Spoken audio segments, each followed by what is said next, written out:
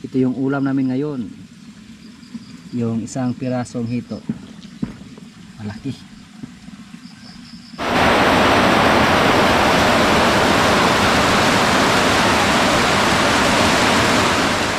Wala na po yung ulan, oh. Samantalahin namin ngayon na magtanim ng mga napier dito. Kasi malambot yung lupa, basa pa. Napakadaling mabuhay sa mga napier. Katulad ngayon na palaging umuulan.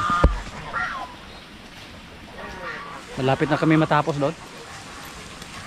Pagkaunti na yung kulang para matapos na yung area doon. Pag matapos doon sa pagtatanim ng napier, yung andito naman sa gilid, yung medyo walang napier, dyan na po kami magtanim.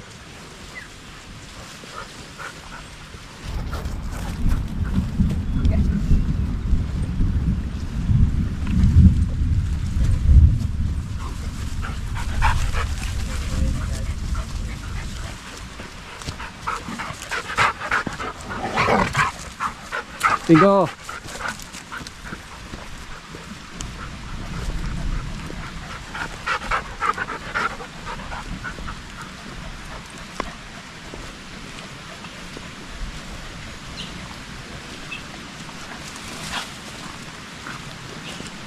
Tingnan muna natin yung mga tinanim namin doon na malunggay kung nabuhay ba.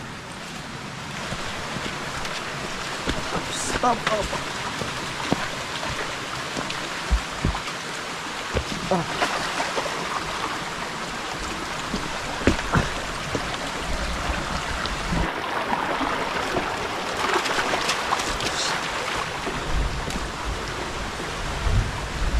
Pagka energetic saving ko, kaya palagi natin siya pinalabas para makalabas yung kanyang energy.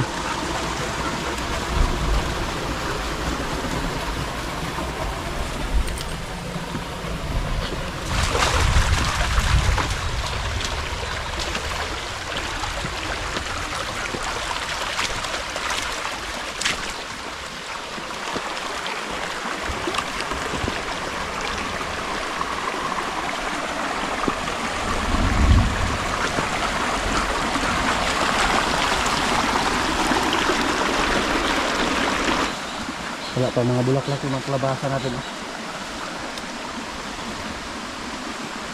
Pero minsan mukhang matakot tayo pumunta doon kasi may sawa po doon.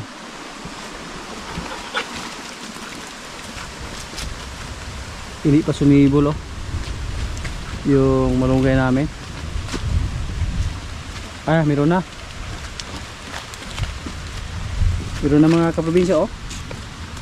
Yan, sumibol na yung mga tanim natin na malunggay.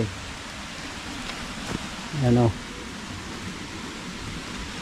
So batayan na natin yan para sa sunod na araw or next week balikan natin at malagyan natin ng pataba yung mga kalabasa natin, oh. Napakataba sa ating kalabasa pero wala pa mga bulaklak.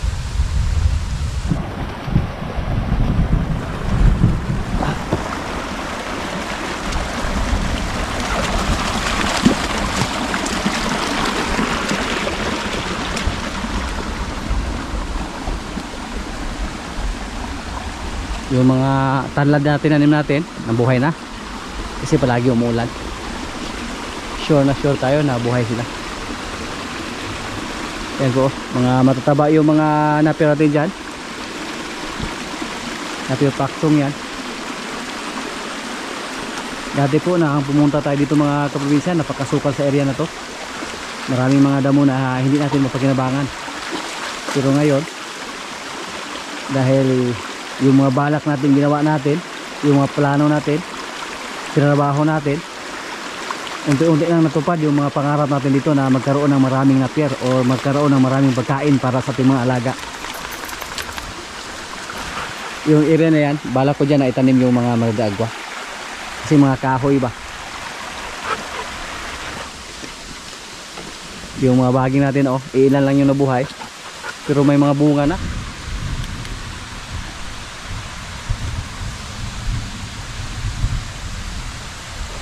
Pag matapos na kami sa pagtatanim dito sa ating mga napier, Mag-garden po tayo doon malapit sa ating kubo. Lagay lang natin sa sako yung lupa tapos taniman. Wow. Baliwala lang yung pagtanim namin dito. Pero oh.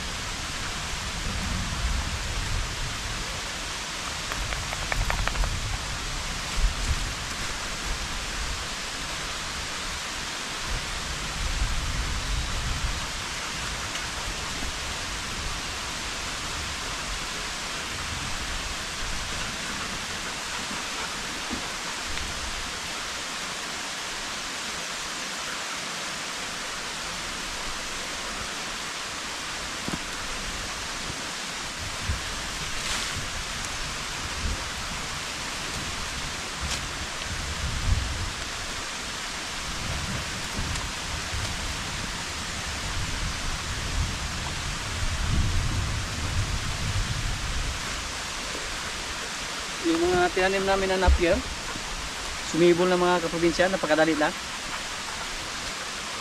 Kaya ngayon sinamantala namin na palagi nagtanim kasi palagi umuulan dito sa amin.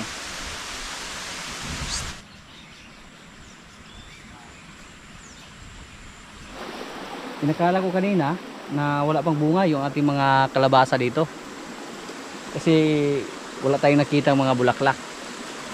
Pero ngayon po mga kaprobinsya, nagsinimula na pala sila magkaroon ng bunga. May mga maliit na silang bunga. Ito po. At marami tayong nakita dito na mga maliliit. Yan. Ito pa. So hindi magtagal dito. Makaharvest naman tayo. Napakadali lang, lumipas yung panahon.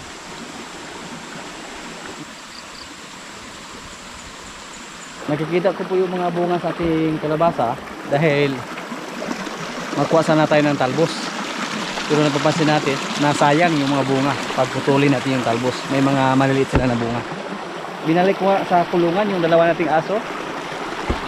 Pero na pinutol natin yung mga talbos, napapansin natin na may mga maliliit na bunga. So sayang, hindi natin tinuloy yung pagbutol ng talbos sa ating kalabasa.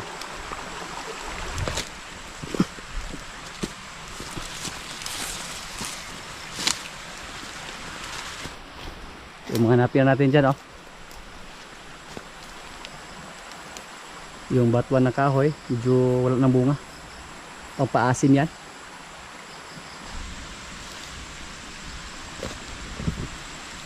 Yung mga kasama natin, patuloy sila sa pagtatanim ng napier.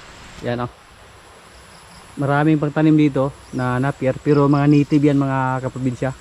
Hindi yan hybrid. At balak po natin na yung itanim natin, yung mga hybrid. Kasi napapansin natin na mas maganda yung hybrid compare sa native. Pag tumanda yung mga native na napier, matigas. Hindi katulad sa hybrid na napier, yung mga pakchong.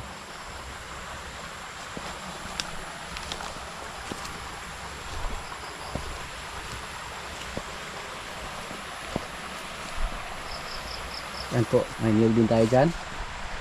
Pero tinalo sila sa napier. Dito po, mga kugon yung tumubo. Ang gagawin namin dito, sprayhan, tapos taniman ng napier. Dati may mga tanim to na napier, pero tinalo sa kugon yung mga tanim namin. Yan po katindi yung kugon. Patayin nila yung mga tanim natin. Nung dumating kami dito, dito po tayo nagtanim ng napier, oh. Napakaliit na area lang. Tapos pinatubo natin. At yun po ang tinanim natin dito. Kaya dumami yung mga napier natin na pakchong dito.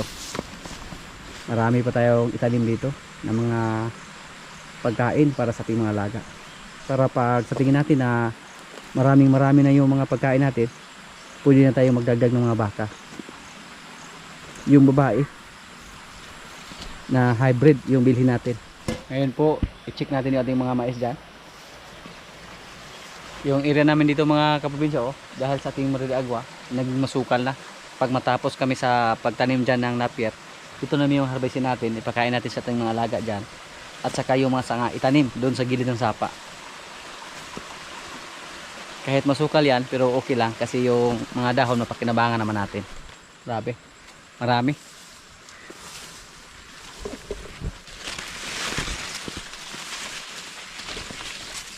Ito po yung mga mais natin mga kaprobinsya, oh. Malapit na tayo magkatikim dito. Yan, oh. At yung iba dito, tigdalawa pa yung bunga. Yan. Buti na lang, may konti pa tayong swerte dito sa ating mga mais. Hindi natumba lahat.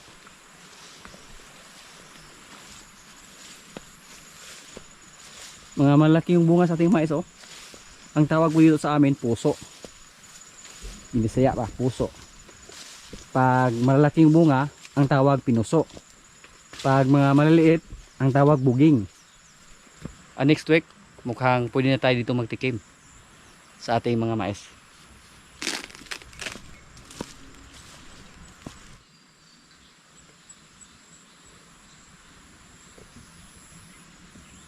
Sunod natin itanim ito mga gulay na. Pwede munggo. May nagbigay sa atin na parang munggo. Galing po sa ibang bansa. Sabi ni ma'am, parang munggo daw yon, tapos mas masarap pa sa munggo. Ipakita ko sa inyo mamaya pag makabalik tayo doon sa kubo.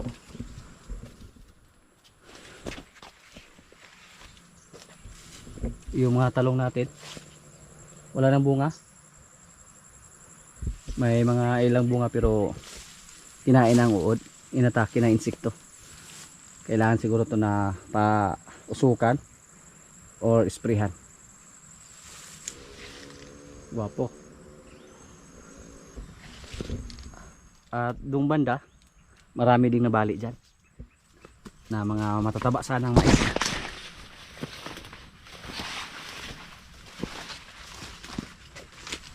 Pero pinutol na, kinakain na sa ating mga alaga.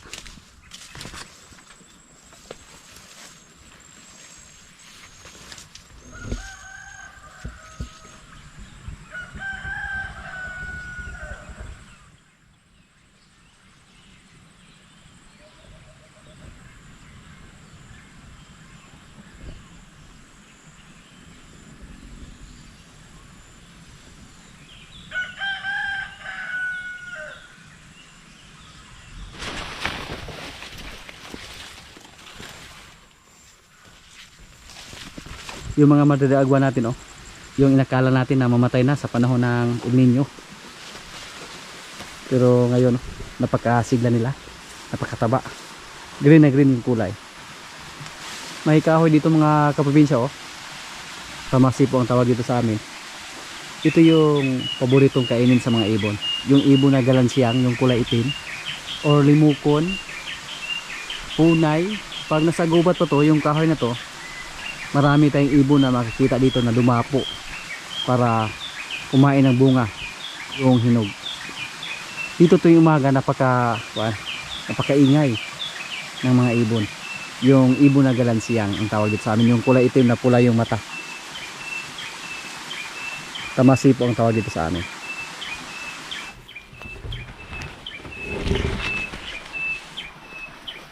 Yung blackie natin ng kambing nag-ingay.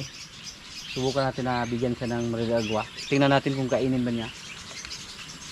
Pero yung mga maliliagwa natin, pag ano natin ibigay sa ating mga baboy, paborito po sa ating mga baboy yung maliliagwa.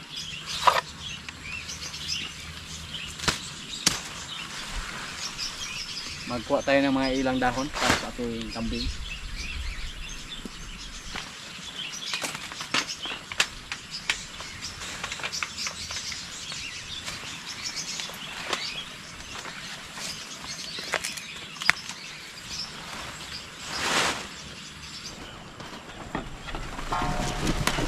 Yan, mga isaw.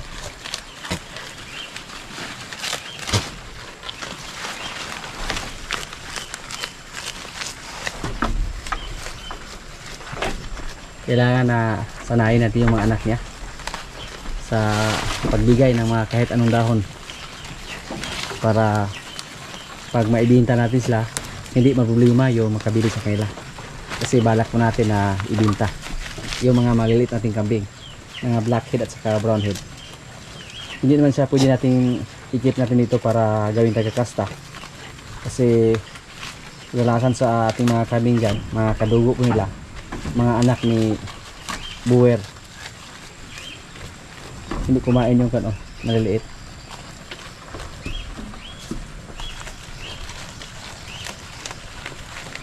Hanga po ako sa ating inahin na kambing dito. Malakas kumain kahit anong dahon yung ibigay namin sa kanya.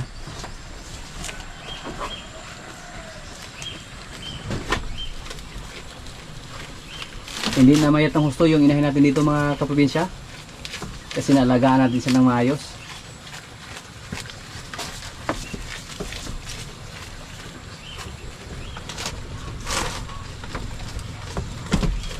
Sa mga nakaraang video ko natin, pumunta tayo dun sa kambingan natin. Yung iba nating kambing may PC na lumapo, yung tinatawag na orp or bagibi ang tawag sa amin. Pero ginamot po natin, at saka napakaganda tingnan mga kaprobinsya sa mga kambing natin doon na mga maliliit, kasi yung mga kulay nila, mga buwer na yung kulay nila, manang-mana sa ama yung mga kulay nila. Si George may nakasahan na siya dyan, pero hindi pa tayo sigurado kung nabuntis ba yung nakasahan niya, kasi mga ilang linggo pa lang mula sa pagkasta. Basta mataba yung nanay, maraming gatas, so maraming makain yung mga anak niya. Malakas siyang kumain ng maridagwa, pero pag may mahulog ayaw nang kainin. Yan po ang ugali ng mga kambing, kahit gaano pa yan kasariwa, basta mahulog na yan sa lupa o sa sahig, wala na silang pakialam doon.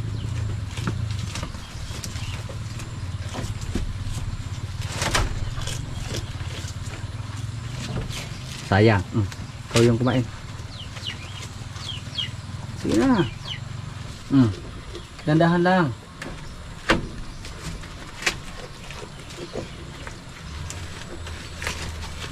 Balak ko po na magdagdag dito ng mga ilang kwarto para sa kambing mga kaprobinsya, para pag may mga anak na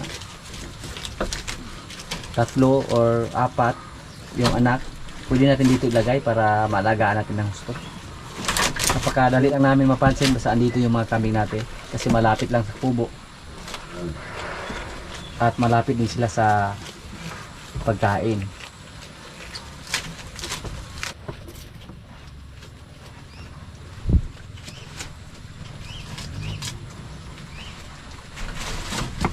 Mga malalaki yung paa.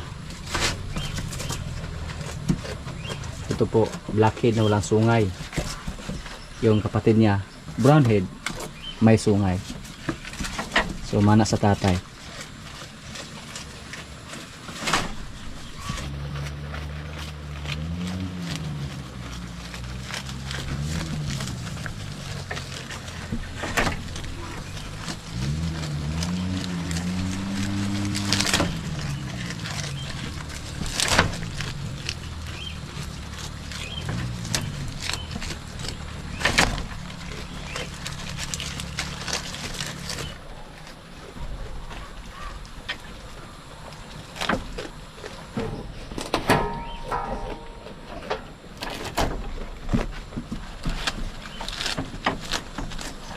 Bilib ko sa ating baka dito na si Pugi mga kaprobinsya. Malakas siyang kumain. Wala siyang natira. Kahit yung mga medyo matigas na, kinain pa rin niya. Pati yung si Kwan, si Bitas. Pero may ilang matitigas na napier yung natira ni Bitas. Pero si Pugi, wala. At si Lemer po, masaya na po tayo mga kaprobinsya kasi magaling na siya. Hindi na katulad dati sa mga nakaraang video natin na matamlay si Lemer at hindi siya kumain ng napier. Parang nilagnat lang siya noon.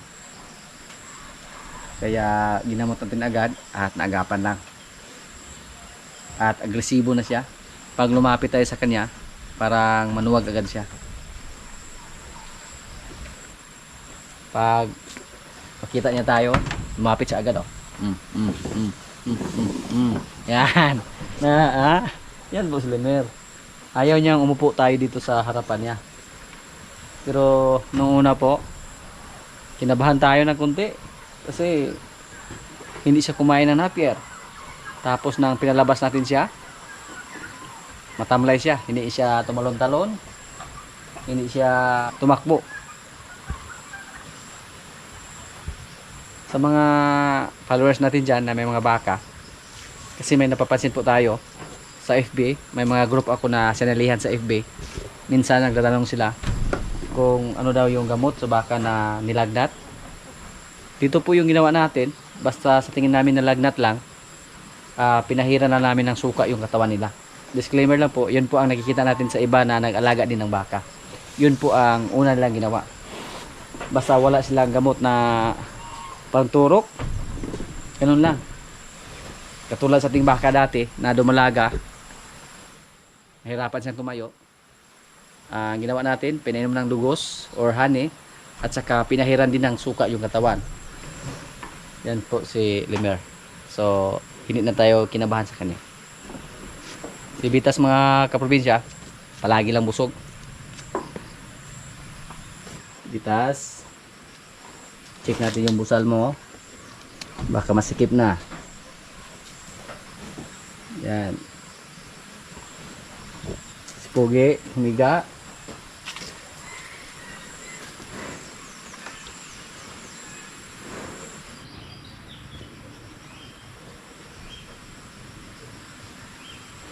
Si Limer, oh. Marami na po siyang pinagdaanan dito. Nung dumating siya, payat siya, tapos nagtai pa. Malambot yung dumi niya. Ngayon, hindi na. Tapos, may time din na may dugo na lumabas sa kanyang are. Kinabahan din tayo ng gusto. Basta, kinabahan tayo kay Limer. Hindi lang isang bisis, hindi lang dalawa. Yan. Magpakain tayo natin mga isda. Ating mga tilapia.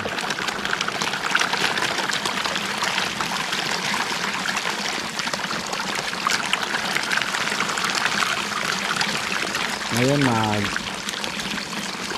kami ng hito. Maghuli kami ng hito ngayon. Isa lang yung hulihin namin kasi yung isa nasa mga 1 kilo na yung bigat.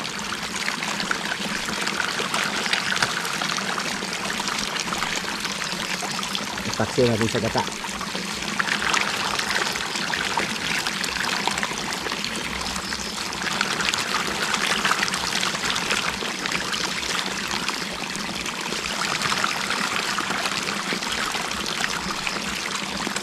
Malaki na yung mga tilapia natin, oh. Pag sandukin natin yan, isang sandok lang yan. More or less 5 kilos yung huli natin.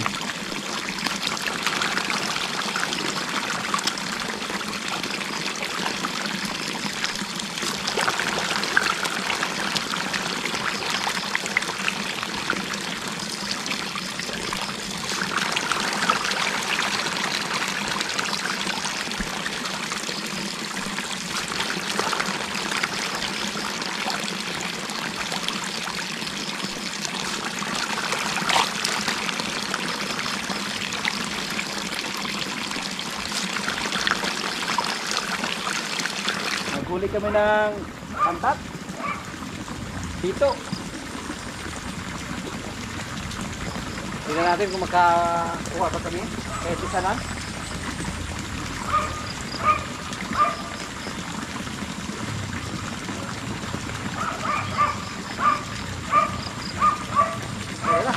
Yan! Okay. Ito mga kaprobinsya, oh.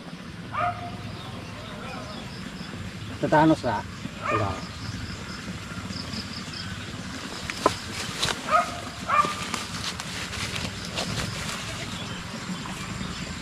Nabdos?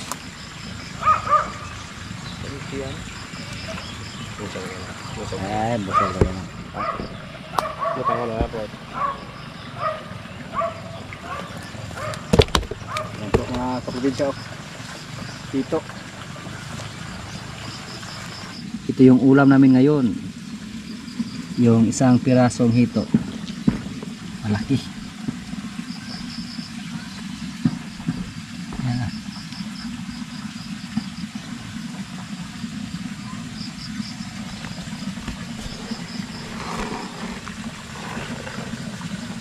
Ganda sana mga kaprobinsya, pag yung hito ay katulad lang ng tilapia na kusa lang sila mag-breed. Ang problema, hindi sila katulad ng tilapia. Yung tilapia, pag ilagay natin dyan, kusa na sila dumami. May natira pa na mas malaki sa ating nahuli ngayon.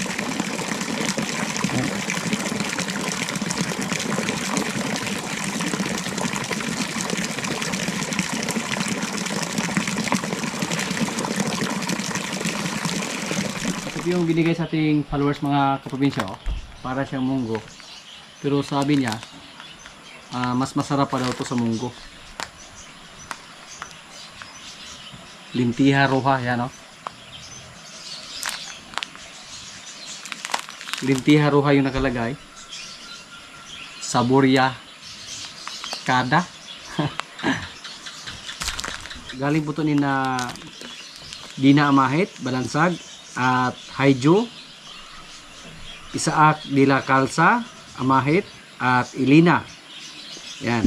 Sir, ma'am, shout out po sa inyo. Ulitin ko po. Ma'am Dina Amahit Balansag, Haijo, Isaak de la Calza, and Ilina. Maraming salamat po sa ibinigay sa amin. Subukan namin to na itanim. Pag maharvest yung mais natin dyan po natin itanim kasi wala na po tayong area na pwedeng mapagtaniman nito. I-try lang natin kung hiyang ba to dito sa atin. Dito sa Negros. Para siyang munggo, pero mas masarap pa daw siya sa munggo. 1 kilo to. Mga kaprobinsya, kaya na po. Ito yung pagkain namin At yung ating hito. Paksiw sa gata. Yan. May kanin. Lord, maraming salamat sa pagkain. So, kain na. Kami na tayo. Yung aming pantat. Lagpas 1 kilo. Ito ang nagdito. Kain na. Ada ka kita ano? Wala. Nalugin ko. Benda po.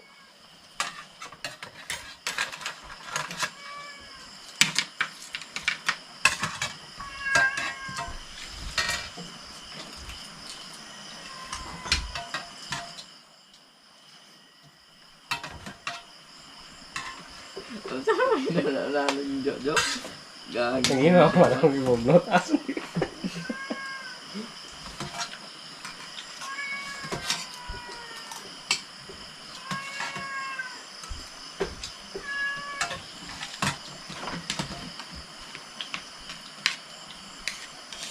Apa ito yung? Init na.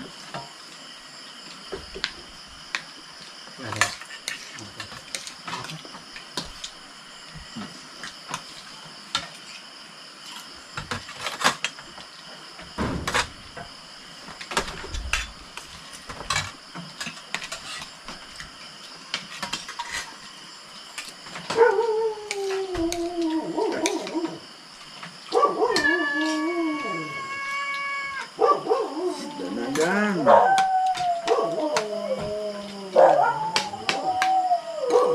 Tupo na. Tupo na mo.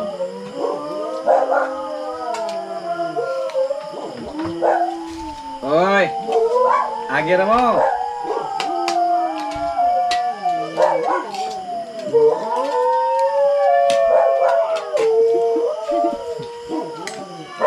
Pero mo kapit!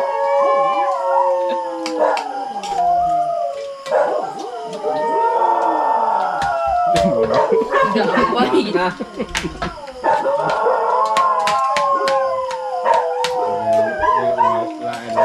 Makaguo.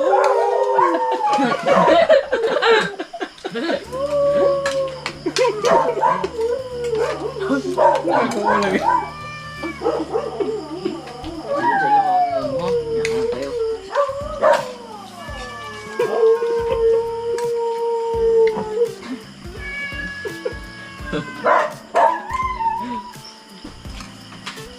Dung!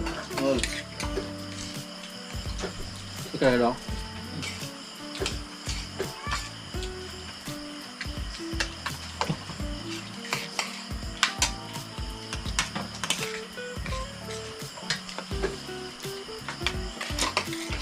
Wala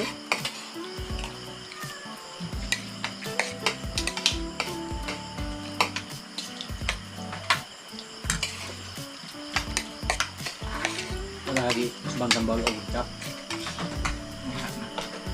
Wala ka doon.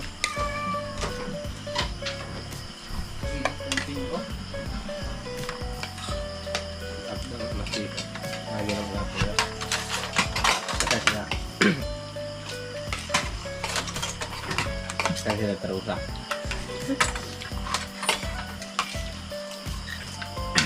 Sirkus lang po ito. Ako Darklin. Masama ko po huwag ako. Kasi pa usaw na ko.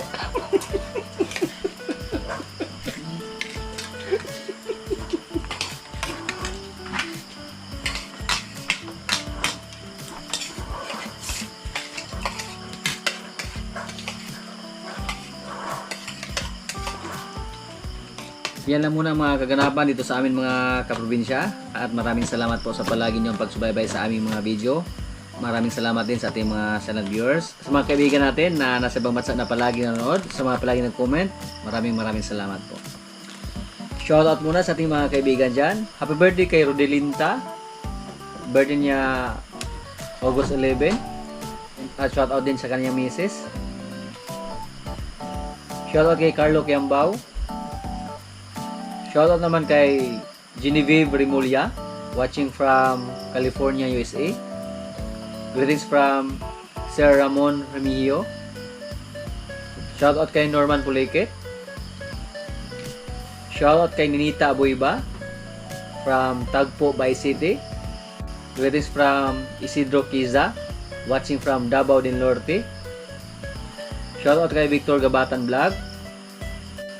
At sa mga hindi ko po na shoutout na lang po sa inyong lahat at maraming salamat po.